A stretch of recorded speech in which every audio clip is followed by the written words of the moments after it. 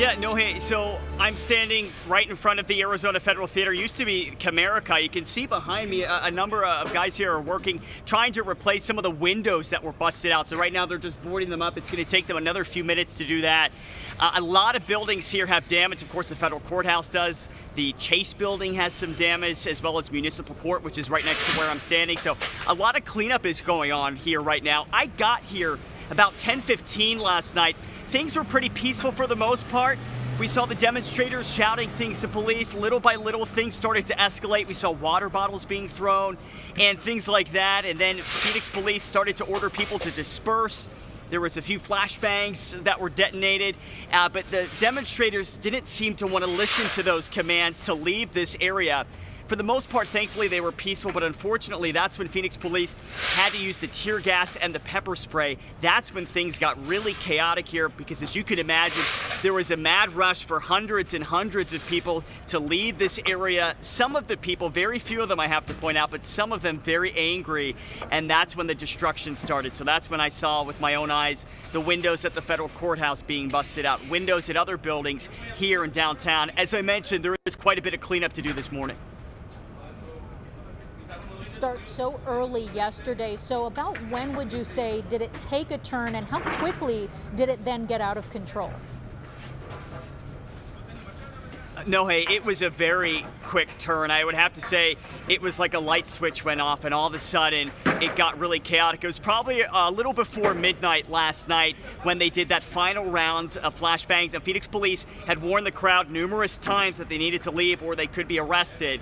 The initial round of flashbangs didn't work, so they did a second round, and then after that, that's when the tear gas and the pepper spray came, and that was what finally did the trick. But unfortunately, that's when all chaos ensued and people just started running. Phoenix police wanted a bigger perimeter around their headquarters, so they continued to push back, and we just saw a number of people running. We ourselves were running too, because we felt like the situation was getting a little too hot for us and we felt unsafe. So we, like many of the people, just started running away from the scene. And you know, Nick, you talked about this a little bit earlier this morning, but recount for us, what was the feeling when you spoke with protesters who were there in peace while they were impassioned and while they were loud? You said that you spoke to them, some of them, as that damage was starting to happen, as violence was escalating. What was their message to you at that time? Well, and I think that's a fair point, Nohe. It was really interesting because when somebody would do something like throw a water bottle or detonate fireworks or start to damage property, we would also see a number of other demonstrators tell them to stop and then come up to us and say, no, no, no, this doesn't represent us. This is not the message that we want out there. So we would see some of these other demonstrators kind of police these other bad actors in the crowd that seem to want to be here just to deface property and destroy things. So that was interesting there. We saw a number of people there, of these demonstrators, step in and try to get these folks to stop what they were doing. It's also our job to cover all angles of the story, and so while we point out the protests and we point out the violence, we also have to turn our attention to the police, who are holding the line there and standing very stoically, which is not something a lot of people could do when someone is screaming at you face to face. Talk to me a little bit about what the police response was. What did you hear from them? What was their demeanor like toward the protesters?